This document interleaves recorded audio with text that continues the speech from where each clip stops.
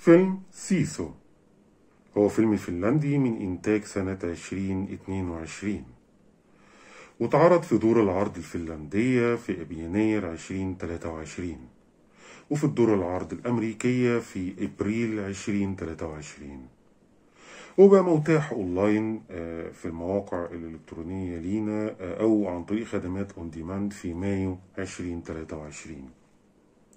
وعلشان الآراء الإيجابية سواء من النقاد أو من الجمهور، ده اللي خلى إن الفيلم يشتهر. وده اللي يحكي فيلم سيسو عن سنة 1944 في نهاية الحرب العالمية الثانية في فنلندا، وقت احتلال الجيش الألماني ونهاية الحرب العالمية الثانية. بيحكي عن جندي سابق موجود في منطقة معزولة بيحاول يبحث عن الذهب، وفعلا بيلاقي كمية كبيرة من الذهب موجودة في المنطقة المعزولة اللي هو موجود فيها، فبيحاول إن هو ينقل الذهب من المكان اللي هو موجود فيه لأقرب مدينة، لغاية ما بيتعترض طريقه كتيبة جيش ألماني، وبيطمعوا طبعا في الذهب اللي موجود معاه وبيحاولوا يستولوا عليه. تصنيف الفيلم هو للكبار فقط، ده مش بسبب المشاهد الخارجة، لأنه مفيش مشاهد خارجة، بسبب الدموية اللي موجودة في الفيلم.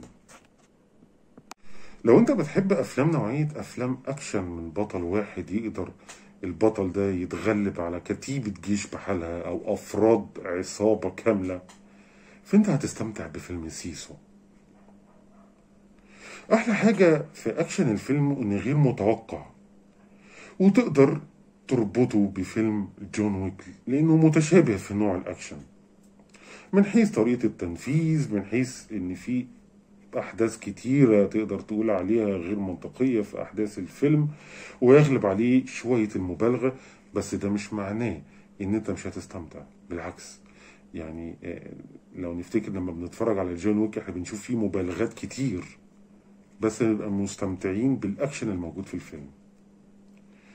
ومن أكثر مميزات الفيلم الموسيقى التصويرية اللي تحس إنها واخدة الطابع الإسكندنافي، وده أكيد طبعا بسبب إن الفيلم ده فيلم فنلندي.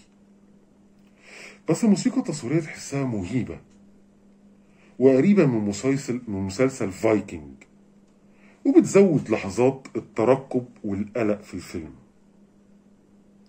أحسن المشاهد اللي عجبتني في الفيلم مشهد الأكشن اللي موجود تحت المية، متنفذ بطريقة مبتكرة، وأعتقد إن المشهد ده من أحسن المشاهد الأكشن اللي اتصورت تحت المية. برضو من ضمن المشاهد المميزة في الفيلم مشهد الصدمة اللي حصلت للبطل لما شاف المدينة اللي هو المفروض يوصل لها وهي مدينة بالكامل اتحرقت. ولما نتكلم عن الأداء التمثيلي، كفاية نقول إن البطل طول الفيلم ما قالش غير جملة واحدة بس، والممثل كان معتمد طول الفيلم على الأداء الحركي، وكل مشهد انت بتفهم من البطل اللي بتمر بيه الشخصية من غير ما يتكلم، مع ان شخصية بطل الفيلم بتتعرض لكتير من الهزائم والنكسات، بس مفيش مرة الممثل بيبين ان شخصيته ضعيفة او انه مش هيقدر يرد. من ضمن الاداءات المميزة الموجودة في الفيلم اداء الضابط الالماني، قدر في اللحظات اللي هو كان موجود فيها على الشاشة ان هو يستفزك بأقل مجهود منه. من مميزات الفيلم ان هو مش بيديك كل حاجة بالمعلقة، هو ما جابش اي سيرة عن قصة حياة البطل، واكتفى بس ان هو يرويها لك عن طريق الشخصيات الثانوية الموجودة في الفيلم، ويحكي لك قد ايه هو اسطورة وقصة خيالية، ومحدش عارف اذا كان الكلام اللي اتقال ده صح ولا غلط، وسابك انت تخمن. بس في لحظات في الفيلم تقدر تقول إن هي مآخذ أو عيوب موجودة في الفيلم. أولها إن كان في لقطات كتيرة أو مشاهد كتيرة كنت تحس إن فيها مبالغة زيادة عن اللزوم. على سبيل المثال مشهد حقل الألغام، ومشهد ضرب البطل بسلاح مضاد للطيران بمسافة قريبة. أنا مش عايز أتكلم على مشاهد أكتر من كده علشان ما أحرقش على اللي ما اتفرجوش على الفيلم، بس اللي اتفرجوا على الفيلم هيفهموا قصدي كويس لو لاحظوا المشهدين دول.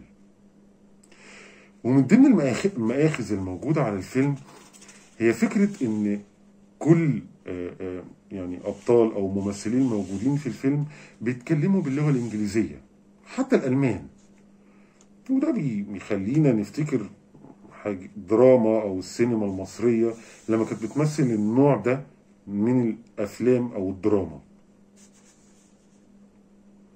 فيلم سيسو هو فيلم أكشن حربي مش أمريكي، وأبطاله مش معروفين ولا عليه ضجة.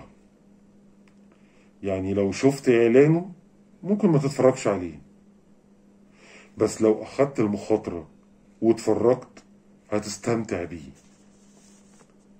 مع العلم إن الفيلم ده ميزانيته 6 مليون دولار بس، وده ممكن يكون